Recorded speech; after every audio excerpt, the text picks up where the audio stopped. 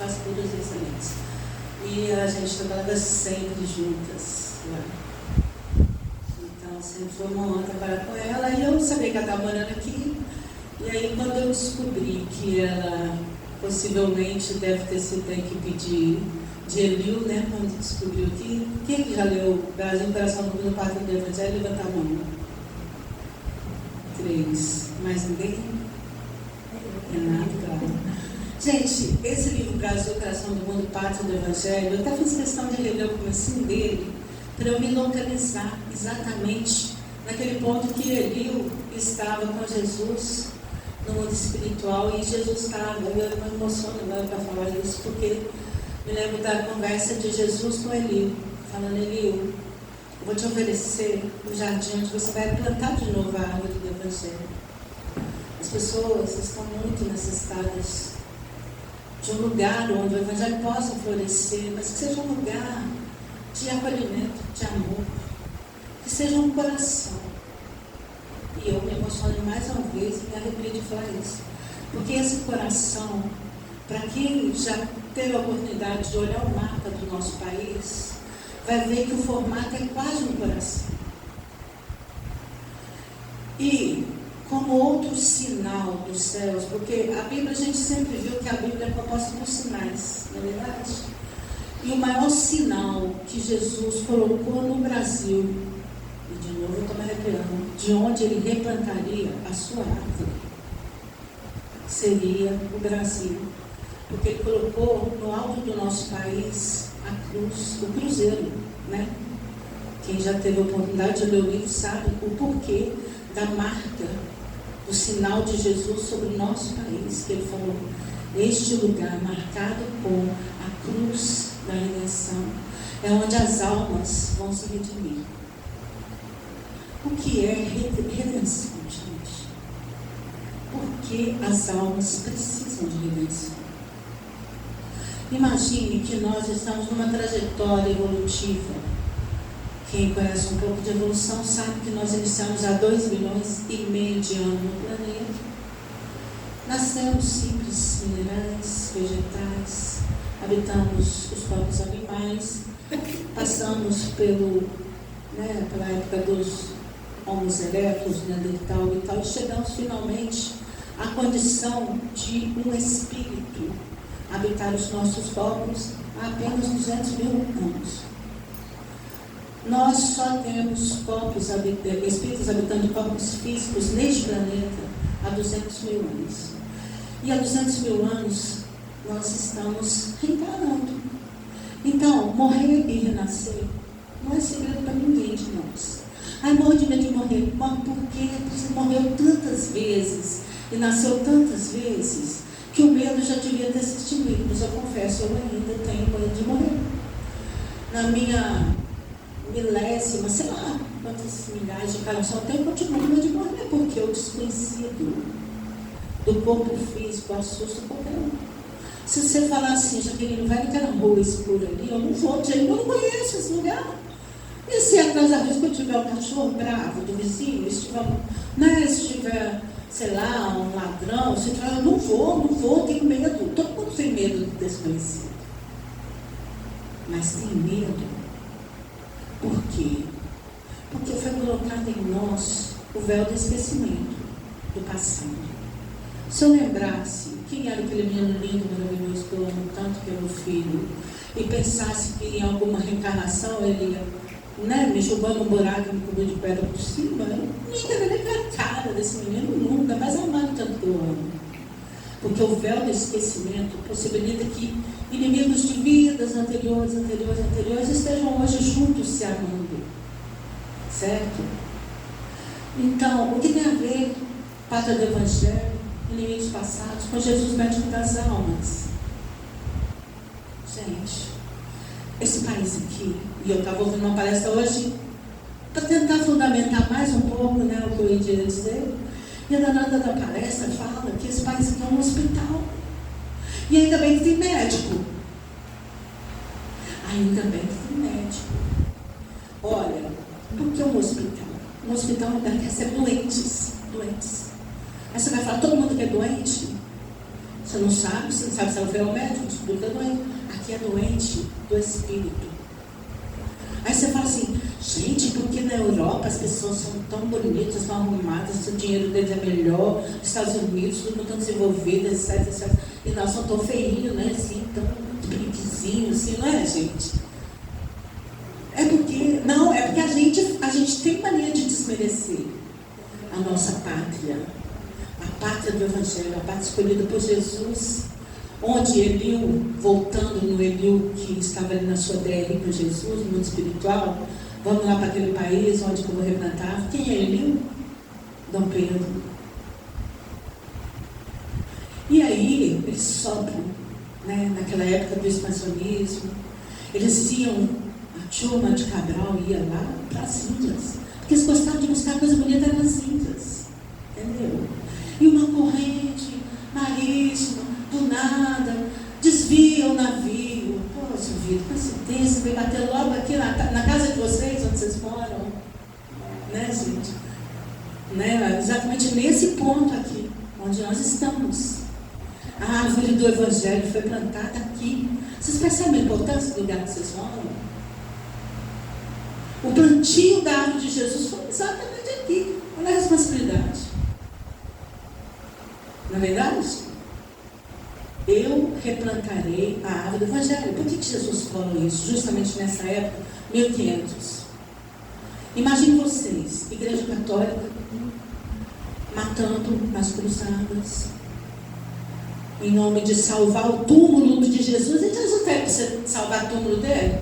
Jesus nem está enterrado. Jesus está mais vivo do que nunca. Olha, a cruz que está nas paredes das casas já era para ter saído. Porque o elemento Cristo não é mais o Jesus crucificado. Ele é o Jesus que transforma as vidas das pessoas para melhor. Ah, mas eu gosto de cruz. Eu também gosto de cruz. Cruz é o símbolo de quê? Exatamente da redenção. Tá? O Cruzeiro do Sul, que é o formato de cruz, em cima do País da Redenção, para que nós tenhamos a oportunidade de reaprender tudo aquilo que a gente não reaprendeu. Até o ano de 1500, quando nós fomos descobertos, né? Literalmente descobertos e redescobertos, nós viemos para cá, gente. Vocês acham que vieram princesas lindas, maravilhosas, louras, igual a Renata e a Jéssica? Vem não, as feinhas, entendeu? As bandidas, as mulheres dos bandidos, os bandidos, todo mundo que estava nas cadeias, vão exilar todo mundo para as terras recém-descobertas. Sabiam disso, né? Então, gente, aqui não é um país de anjinho, não. As piores almas em reencarnação vieram para aqui. Por quê? Para vir para o hospital. Porque esse país é um país destinado à regeneração das almas que erraram muito. Aí por isso que você fala assim, gente, que miscelânea. É índio, é preto, é japonês, é italiano, é gordo da Suíça, misturado com o pessoal da África. Sabe, confusão é essa, todo mundo a mesma mistureba. Que país é esse onde todo mundo resolveu vir junto e fazer... Por quê? As três colônias americanas, que foram os ingleses que fundaram os Estados Unidos, não foi essa confusão aqui não. Eles mataram os índios, misturaram os índios. Então, aqui a gente misturou não, né? Aqui surgiram, eu lembro eu estudando isso no grupo, vocês que têm pouco tempo de grupo, o cafuso, o mameluco, não era? O caboclo, não sei o que, era mistura de não sei quem com não sei quem e tal, e aquela mistureba e deu um povo originário de várias raças, porque Jesus escolheu que aqui não tem limite para as raças, não tem diferença, não tem inclusão, nós nem existimos nessa palhaçada. Porque o que Jesus quer? Aqui é o país do Evangelho. Aqui é para todo mundo se amar, se aproximar. Ama seu próximo como si mesmo. Quem é o seu próximo? Seu próximo nesse exato momento é ela. Sempre o próximo é o próximo mais próximo, literalmente. Muita gente, principalmente na nossa cidade grande, você é capaz de ir do centro da cidade até o seu último ponto sem perceber quem estava sentado do seu lado. Se era homem, se era mulher, se era criança, se estava doente, se estava saudável. Você só sente se estava fedorento. Aí você olha para ver se o cara passou toda a noite. Mas você não olha para ver se tinha um ser humano maravilhoso do seu lado. Por Porque o nosso próximo mais próximo dificilmente é percebido. Porque quando nós estamos, principalmente em casa, com o nosso próximo mais próximo, a gente acha que é ali que a gente pode fazer de tudo. Lá fora a gente é fofo, gente. Ai, querida, papá, ai, como você está bem hoje? Ai, chega em casa. Querida por quê? Querida por quê? Você viu o que você fez ontem? Você viu o que você fez anteontem, 3 anteontem, ano passado, há 5 anos atrás? Estou com raiva de você, fulano. Entendeu? A gente reserva para casa o nosso pior. A gente reserva para casa o nosso pior. O próximo, o mais próximo, que Jesus falou assim: ama o seu próximo como a ti mesmo. E Jesus não fala de próximo longe, Jesus fala de próximo perto, porque próximo longe não interessa. Se você não é capaz de amar o próximo perto, você não vai amar o próximo longe nunca na sua vida. Nunca. Sabe? Eu sou muito bom. Eu sou muito bom para a cidade, sou muito bom para a minha escola. Velho, você é bom na sua casa? O que isso tem a ver com o médico das almas, gente? É porque são coisas que nos adoecem. A falta de percepção do próximo nos adoece. Porque é a falta de percepção daquele Deus que você não conhece. Porque onde está Deus? Aí você vai assim, sentado num trono, barbudo, bigodudo, velho e tal, pronto para castigar a humanidade. Que é isso? Que Deus é esse? Onde é que você arrumou? Esse era o Deus da Idade Média, é o Deus que punia, é o Deus que botava medo no povo, para o povo não fazer o livre-arbítrio, não ter a sua liberdade de expressão, né? Mas hoje Deus é outro. O Deus é o Deus do respeito. O Deus é o Deus que consola. E qual é o Deus que foi apontado por Jesus aqui? Eis que vos enviarei um Consolador. Eis que eu estou indo agora, mas eu vos enviarei um Consolador. Os fracos, os doentes, são os meus filhos diletos. Ele falou isso ainda enquanto habitava fisicamente o planeta. E isso daqui a gente pode perceber no Evangelho segundo o Espiritismo. Você tem aqui o Cristo Consolador. O Cristo Consolador fala assim: vinde a mim, todos vós que estáis aflitos, sobrecarregados, eu vos aliviarei. Tomai sobre vós meu jugo e aprendei comigo, que sou brando e humilde de coração, e encontrareis repouso para as vossas almas, porque o meu jugo é suave, o meu fardo é leve. Isso não está no Evangelho do Espiritismo, está no Evangelho de Mateus, capítulo 11, versículo 28 a 30. Agora, gente, por que Jesus se autodenomina Consolador? Quem precisa de consolo, me responda. Quem precisa de consolo, senão aquele que está doente, aquele que está sofrendo, aquele que está passando por dificuldades de todos os tipos na sua existência? Quem precisa de consolo? Então, quem precisa de Jesus, se ele se autodenomina o Consolador? Todos os que habitam o hospital, que no caso nós estamos falando do nosso país, já que estamos em homenagem aqui a Santa Cruz de Cabral, onde aportou a árvore do Evangelho. É aqui que Cristo se manifesta com muito mais intensidade. Foi daqui que surgiu Chico Xavier, com todas as obras que mostram para nós como o mundo espiritual funciona, como a vida futura é, qual é o consolo que nós podemos ter quando nós estivermos em dificuldades enormes.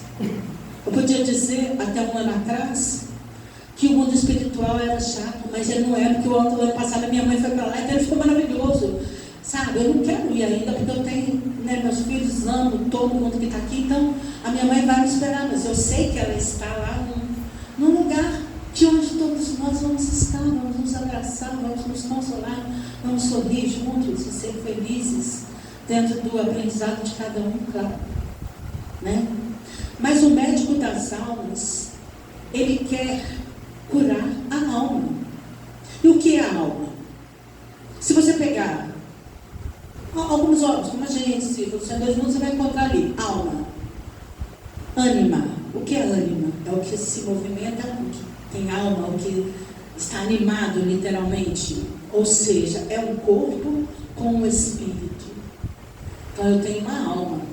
Então não pense você que se você vê uma alma ali fora penada, não vai estar penada, a não ser que ela esteja usando uma fantasia, né? Ela é uma alma, o espírito pode ser o que você vai ver, mas a alma penada não, porque você é uma alma. Alma só é quando existe um corpo, um espírito encarnado no corpo. E para que esse espírito esteja protegido, ele tem algo que o envolve, que é o perispírito, né? Peri quer dizer em volta do espírito, e que tem a mesma forma. Não, mito. Ele não tem a mesma forma que o nosso corpo. O nosso corpo tem a mesma forma que o perispírito, tá? Então não ache você que na última existência você abusou de drogas, de álcool, você vai vir perfeito, com o perispírito perfeito, porque não vai. Cientificamente impossível que o seu perispírito não registre todas as agressões que sofreu no corpo físico. Então, nascem hoje criancinhas, vamos supor, nasce com pneumonia grave. Tadinho, acabou de nascer, ele pegou essa pneumonia grave, assim, essa doença pulmonar, o menino tão novinho, Deus é muito ruim para ele.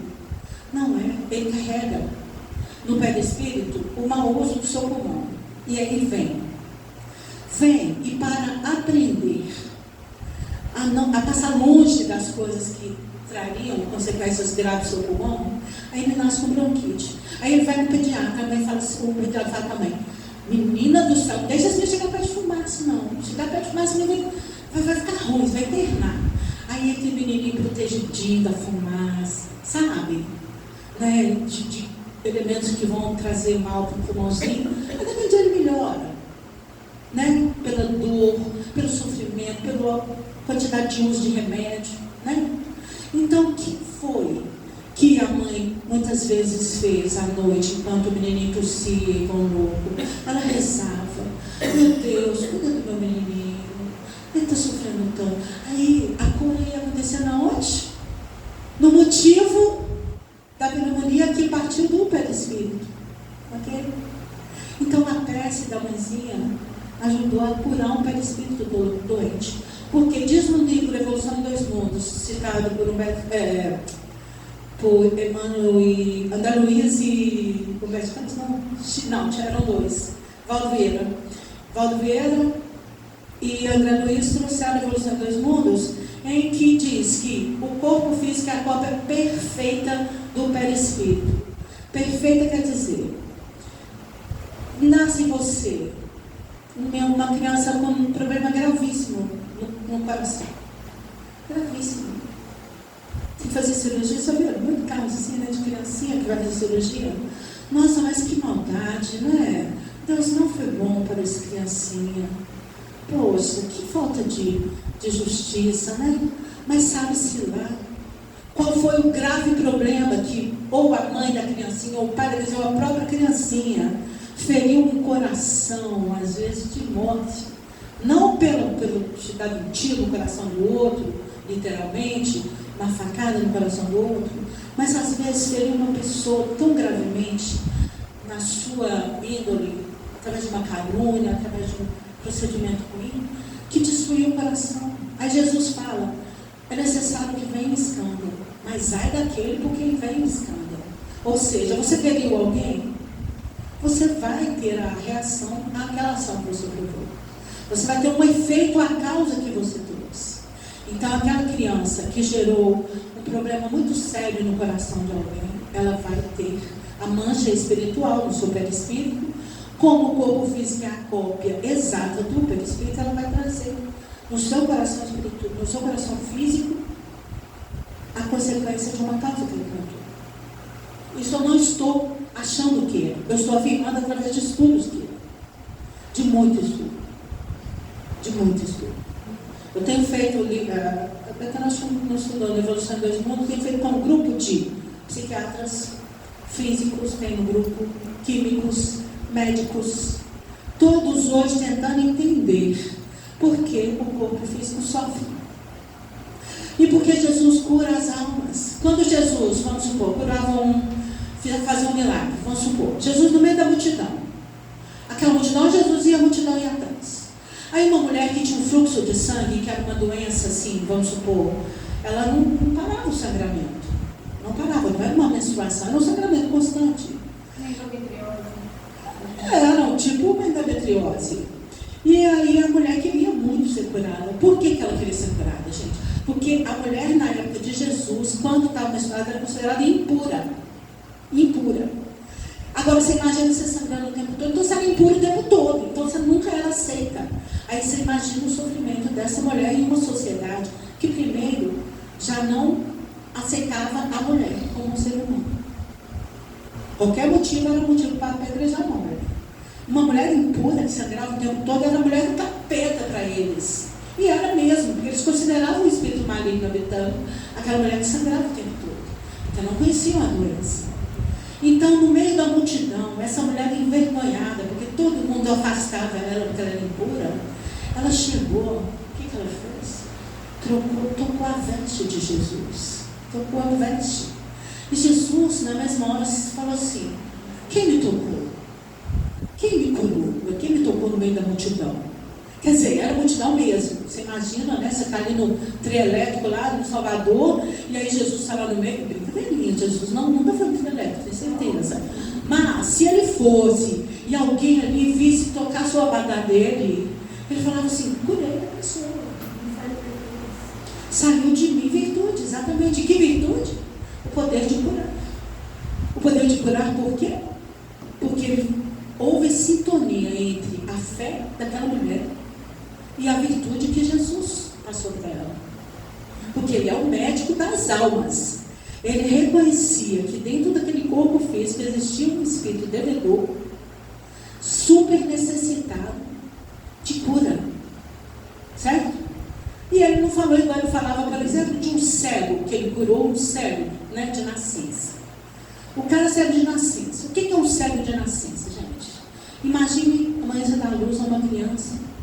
Tadinha, não enxerga dela, pediatra, te falar para você. A criança é cega. Aí você fala assim: nossa, que injustiça de Deus. Porque a gente sempre acha que a injustiça é de Deus, coitado de Deus. Ainda bem que Deus não importa, né? Deus nem escuta esse bobagens que a gente fala. Mas caso ele escutasse, ele ia falar: gente, vamos analisar o passado dessa pessoa que nasceu cega? Porque ele não é um espírito nenenzinho. Ele é um espírito milenar que habita um corpo que acabou de nascer, um corpo físico. Que acabou de nascer, e essa pessoa usou muito mal seus olhos. Repetindo novamente Jesus: se os seus olhos são motivo de escândalo, é melhor arrancá-los e atirar ao fogo, né? Do que vir entrar na vida, como ele diz, com um olho, né? E o que é entrar na vida se não reencarnar?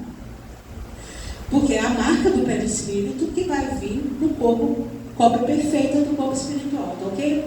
Então nasce a criancinha cega. E a criancinha cega vai. Quando tem lá com seus 20 e poucos anos, andando lá por Nazaré ou por Jerusalém, né? Pela Galileia, né? Aí ele: Jesus está por aí, tá. Aí Jesus vai e faz o quê? Cospe no chão, na terra. Agora você vai falar: novo porcão, né? Cuspiu na terra, Jesus, e passou no olho do rapaz. Mas não é, porque Jesus tem casos em que ele sabe que depende, às vezes, de uma energia mais material para que seja curado realmente. Não basta sair virtude como saiu na mulher com fluxo de sangue. O médico das almas tem ali suas estratégias. E ele conhece muito bem quais os elementos que ele precisa de trabalhar. Porque a terra é a base de todos.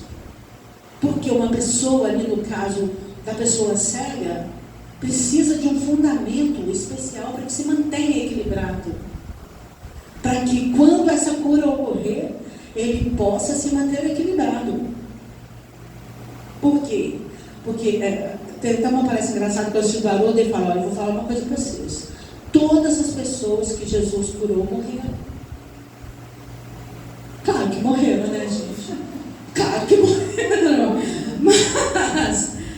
Mas viveram também, né, gente? O que a gente vai oportunizar todos aqui é por quê? Porque o que Jesus cura não é o o corpo físico. Por isso é que Jesus não cura o corpo físico. Senão ia ficar todo mundo aqui igual Matusalém. Sabe? Todo mundo aqui. Haja casa de idosos, haja casa de repouso. Para tanto velhinho. Entenderam? O que Jesus cura não é o corpo. O que Jesus cura? A alma. Por isso ele se autodenomina médico das almas. Porque não adianta você curar o seu corpo e continuar fazendo as mesmas coisas que você fazia, que vão gerar em você mais um problema na próxima encarnação. E aí não pense você que você vai vir só cego, não. Você vai vir cego, surdo e ainda mudo ainda. Entenderam? Porque cada vez mais que você desrespeita a lei, você vai ganhar um presente. Ao contrário. Agora, se você respeita a lei, se você pratica a caridade, aí você se salva. Porque como Jesus fala, fora da caridade, não há salvação. E aí você se pergunta, salvação de quê? Salvação de quê? Eu preciso salvar o quê? O que está perdido? Eu preciso salvar os pontos que estão se afogando. Os pontos que estão em perigo. Certo? Alguns pontos não estão em perigo, está tudo certo. Mas os que estão em perigo, o médico das almas vai vir resolver. Jesus fala assim, eis que estarei convosco até o fim dos tempos. Vocês já viram isso? Aí todo mundo pensa no Apocalipse, fim dos tempos. Que fim dos tempos? Minha mãe morreu ano passado, então o fim dela já chegou o tempo dela.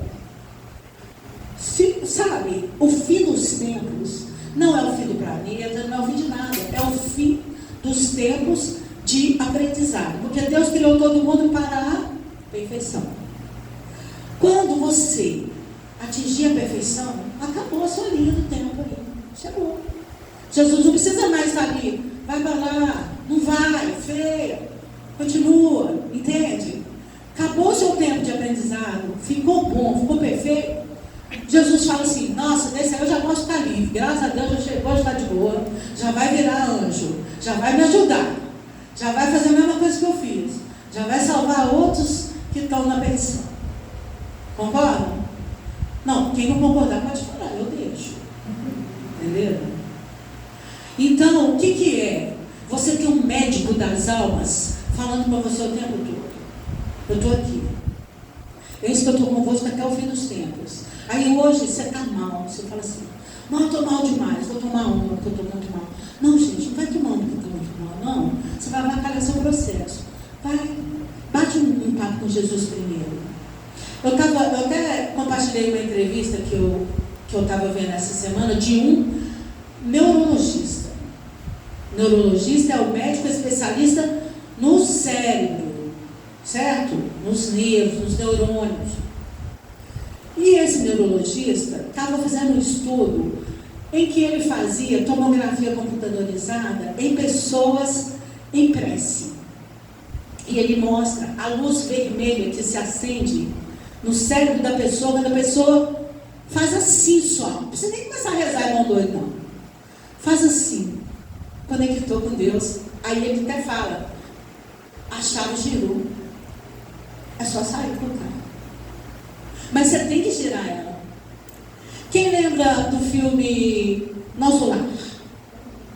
Que todo mundo assistiu. Eu gosto de citar o exemplo de André Luiz nesse filme Nosso Lar. André Luiz era um médico muito importante. São Paulo, antiga, chiquérrimo, pai, importantíssimo, né? Mãe, dona de casa, como era naquele tempo. E André Luiz era um médico, se achava, como a maior parte de nós se acha, né? Tinha ali sua clientela chiquérrima de São Paulo. Vez ou outra aí ele dava uma ajuda lá naquele pro bono lá dele, e aí ele atendia uma senhorinha lá, que foi o único ser humano que orou por ele neste planeta, além da mãe dele, porque a mãe dele não desgrudou dele. Ele ficou 8 anos no umbral. O que é um umbral, gente? Sabe, se umbral é inferno, umbral é purgatório, umbral, não, umbral é uma criação mental nossa. Quando você cria ambientes negativos, você vai justamente para aquele ambiente que você quer. Porque o nosso pensamento é uma força eletromagnética que nos leva aonde estão os outros pensamentos similares. certo? Então ele criou aquele pensamento ali de que não existia um lugar tranquilo onde ele pudesse viver. E aí ele foi cair naquele lugar intranquilo, claro, com muitos espíritos como ele. E ali, gente, sabe aquela sujeirada que estava ali no meio? Todo mundo pode achar que é barro, né? Mas é barro misturado com cocô, com xixi, com vômito, com um monte de coisa. Foi lá que ele caiu. Um médico lindo, maravilhoso, Guilherme. E adivinha, durante 8 anos, Veneranda mesmo, é o nome da mãe dele, Veneranda ficou ali, a mãezinha dele, durante 8 anos, olhando ele, rezando por ele. Até que um dia, ele não estava aguentando mais ficar naquele lugar, e ele fala assim, meu Deus, ligou a chave e a mãe dele apareceu e ele viu a mãe dele. Ou seja, a mãe dele estava ali o tempo todo, ele só percebeu a mãe dele quando ele ligou a chave, aquela do pensamento que conecta a Deus. Sabe, é força do bem, a mãe dele estava ali. Aí naquele momento que ele vê, ela carrega ele gentilmente nos braços e leva para o socorro em nosso lar. Não foi isso que aconteceu?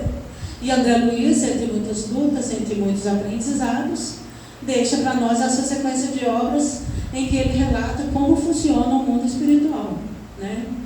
E bobo daquele que não busca conhecimento, porque ele traz pelo médium, né, que a gente considera o médium mais completo que já passou por esse universo chamado Francisco Xavier, né? Meu conterrâneo, né?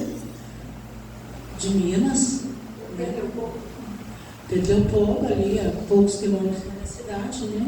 Eu trabalho com Pedro Leopoldo, vira e mexe, lá vou lá fazer umas audiências lá. Mas ele foi escolhido. Ele foi escolhido para o quê? Assim como Jesus veio mostrar que existe um Deus que é amor, que não é mais o Deus apresentado por Moisés, o Deus que pune. O Chico, depois de Kardec, obviamente, veio mostrar para nós que existe uma vida futura, tranquila, de acordo com o nosso procedimento. Tranquila para quem faz o melhor pelo seu próximo nesse mundo. E tudo ele vai, em suas obras, também mostrar que vai depender dos nossos pensamentos, das nossas atitudes, das nossas obras de caridade, né? Aí você fala, gente, caridade é para cuidar de pobre. Não, caridade é para cuidar de alma, como Jesus faz. Eu sou o médico das almas. Dou uma sequência aqui nesse Cristo Consolador, que fala assim, olha, todos os sofrimentos, misérias, decepções, dores físicas, perda de seres amados, encontram consolação na fé no futuro, na confiança na justiça de Deus, que o Cristo veio ensinar aos homens.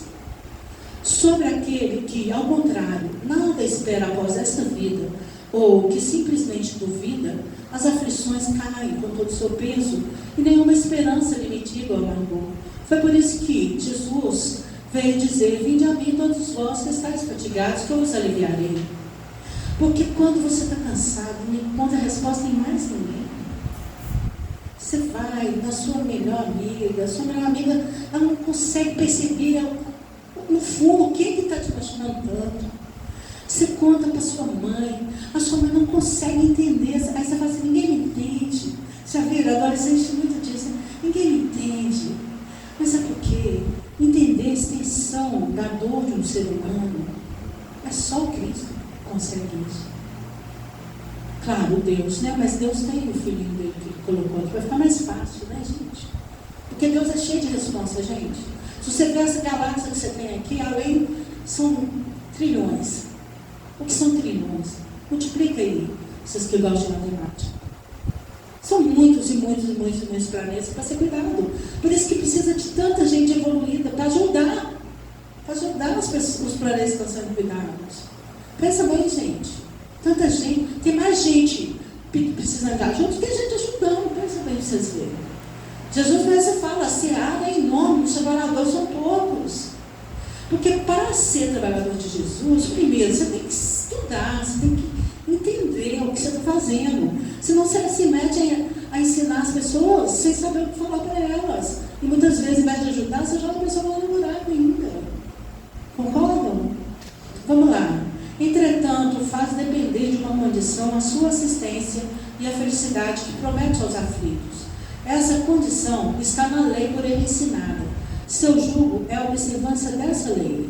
Mas esse jugo é leve e a lei é suave, pois que apenas impõe como dever o amor e a caridade. Aí você fala, gente, tá vendo? Que delícia, é fácil. É só amar. Agora, tá, então fala, o que o amar depende? O que amar exige? Eu amo você, amor. Enquanto você não casou com seu amor, né, gente? Que hora que você casa com seu amor, né, Betânia? E vai morar na kitnet com ele? Quando morava na casa de 3 andares em Belo Horizonte, era fofo, gente. Briguei com o Renato, vou lá para o último andar, Renato ficou no primeiro. Agora eu moro na kitnet com o Renato aqui em Cabralha. Vou fugir do Renato para onde? Pelo amor de Deus, essa criatura.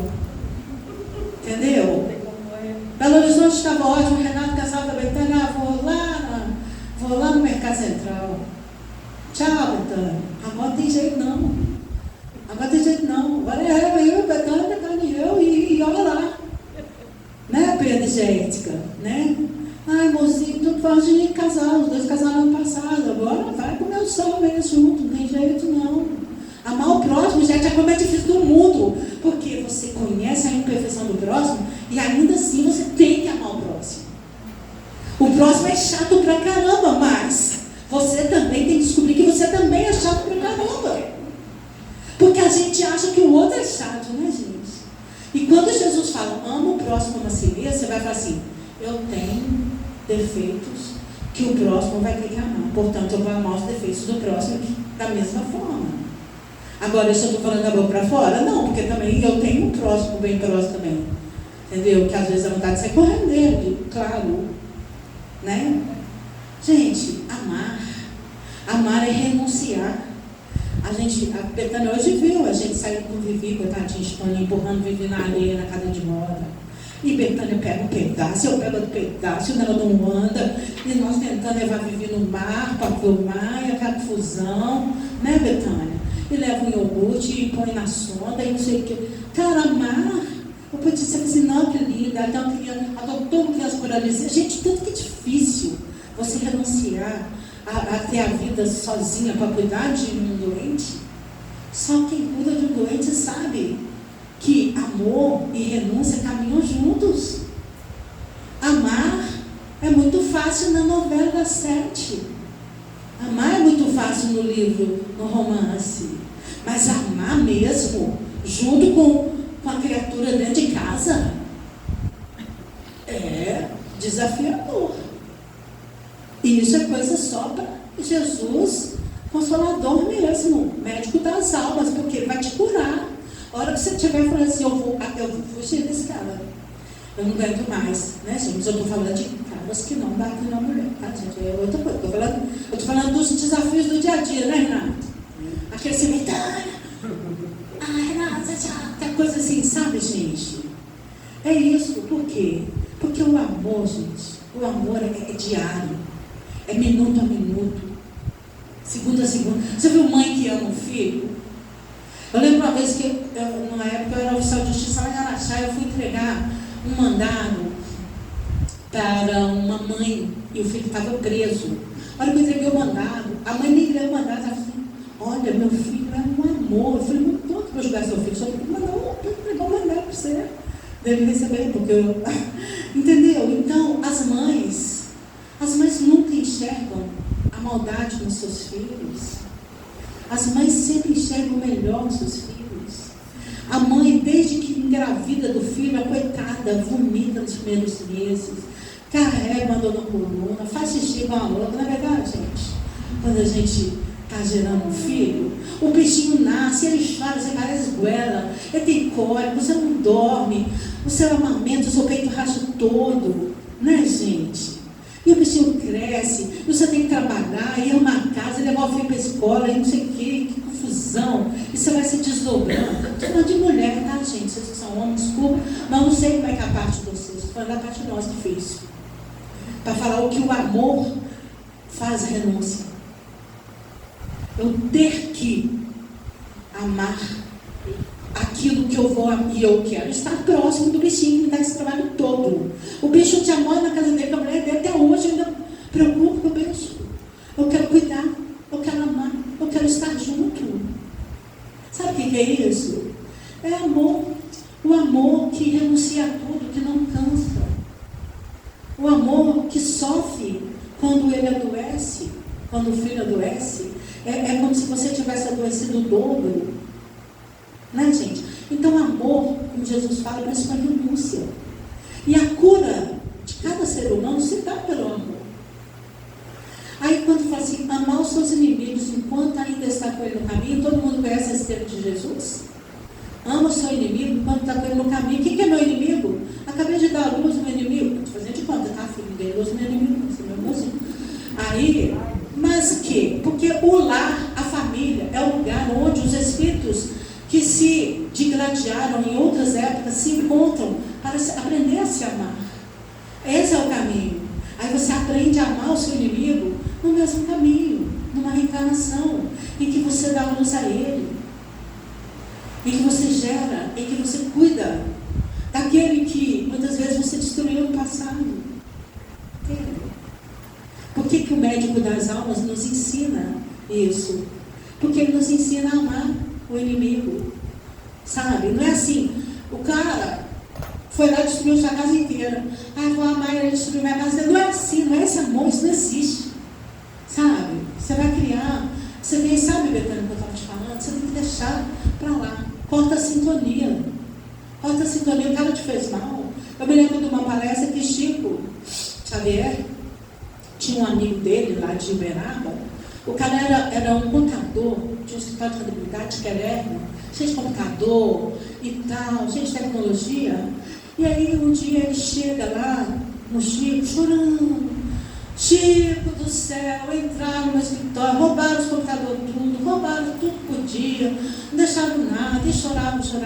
Aí o Chico falou para ele assim, meu amigo, como é bom devolver. Sabe, só o Chico para escutar uma coisa dessa e não virar a mão na cara dele. Porque, gente, aquele que te toma hoje foi aquele que você tomou ontem. Por isso o Chico falou, como é bom você devolver. Joana de Ângeles tem uma passagem dela, está quase acabando meu tempo, né, gente? Falta 10 minutos. Joana de Ângeles tem uma passagem dela no livro SOS Família. Eu gosto muito de falar essa passagem. Ela conta assim, aqui acho que vocês não têm esse problema, Belo Horizonte tem muito. O menininho chega no sinal separado, chega com o carro de vidro e vai te assaltar, passa tudo que você tem. E você tem que passar tudo que você tem. Ela explica que você, antes de reencarnar, você determinou o seguinte, eu vou ter 3 filhos, 3 inimigos, vou receber da luz e vou cuidar dessas crianças com muito amor, Mas em casa, aí você deu o primeiro, as bichas dão trabalho pra cá, mas não. 2 ficaram lá, tá, gente? E a lei da sintonia vai fazer ele te procurar um dia. Ele vai começar a pegar as partes dele, nem que foi um assalto. Porque ele era para você educar ele na sua casa, ele foi educado na favela. Foi um lugar que uma mãezinha lá não tomou anticoncepcional, arrumou uma pessoas, que é o lugar que a fila da reencarnação tá fluindo, né? Porque nos lares educados, não está pintando criança quase. Então a fila da reencarnação fica dobrando esquina. E só vai reencarnar a galera que está precisando, onde? Na África, onde não tem mesmo anticonceptivos, em lugares como comunidades, favelas, lugares mais pobres, em que as mulheres não têm controle de natalidade. As índias que estão tendo muito, e aí não vão ser aquelas crianças. Né? Pois é, então, gente, a gente tem que perceber que precisa de compreender melhor o mecanismo, né? Da reencarnação, o mecanismo de entendimento dos nossos corações, dos nossos espíritos, porque tudo isso vai fluir onde? Na nossa paz, vai trazer salvação. Nós vamos encontrar o reino de Deus. Aí você fala assim, vou encontrar o reino de Deus. O que é o reino de Deus? Um castelo com uma princesa lá presa na torre? Um trono com um rei lá com cetro? Isso é o reino de Deus? O reino de Deus significa exatamente paz na sua consciência. Porque Deus mora na nossa consciência. Todas as vezes que a nossa consciência grita, é Deus falando conosco. Então o reino de Deus se chama consciência. É onde ele mora. Pelo menos em nós, né? Não sei em outros seres de outros planetas. Mas neste aqui, Deus reside nas consciências. E você só encontra um reino onde Deus possa estar sentado com o seu cetro, ou do jeito que vocês imaginar, ele está na sua consciência. Então, praticar a caridade vai te fazer encontrar o reino de Deus. Amar o próximo, lei de Jesus. Porque nós temos as revelações, né, palatinas para chegar no planeta. Primeiro, quem todo mundo sabe a primeira revelação? Moisés. Moisés, no alto do Monte Tabor, chega um anjo do Senhor, passa para ele e fala: Moisés. Moisés era um legislador, tá, gente? Ele fabricava milhares de leis, tá? Não eram só as 10, não. As leis que vieram de Deus permaneciam. As que ele fabricou para a sociedade naquela época, perdeu. Porque tudo que é de Deus é eterno. Amar a Deus sobre todas as coisas, primeira lei. Continuamos como lei fundamental. Amar o próximo como a si mesmo, segunda lei. Honrar pai e mãe. Essa lei, gente, é importantíssima. Nós vamos entender que o pai e a mãe pode ser o pior pai do mundo e a pior mãe do mundo. O que eles te deram? Um tesouro, oportunidade de reencarnar. Que fosse por 5 minutos eles se amaram e deram a vida a você. Ou se amaram, ou fizeram amor, ou o nome da coisa gerou uma vida, uma oportunidade de estar aqui, um aprendizado. Então você precisa honrar. Não importa qual pai for, não importa qual mãe for. Você não precisa amar, falar que é lindo, maravilhoso, perfeito, mas honra. É graças a esse pai e essa mãe que você existe. 5 minutos antes você tem que interromper, não é isso? Não, você termina e faz a próxima. Então falta 3 minutos, tem que ficar de olho. Entendem o que é você honrar pai e mãe? Amar pelo menos um pouco aqueles que te deram a oportunidade de reviver. E aí Jesus vai como segunda revelação. Jesus fala assim: eu não vim revogar a lei, eu não vim transformar nada que Moisés falou, está tudo certo. Eu vim somar. Aquele Deus que vocês conheciam, que falava não para o seu tempo todo, é um Deus que hoje já entende que você já está maduro o suficiente para aprender que tem mais uma lei irrevogável, a do amor. E aí, em 1839, 1840, começa Kardec a trazer novas formas de lei, né? Vida futura, vida espiritual, apresentando para nós, gente, não existe só uma vida. Kardec traz, não existe só a Terra.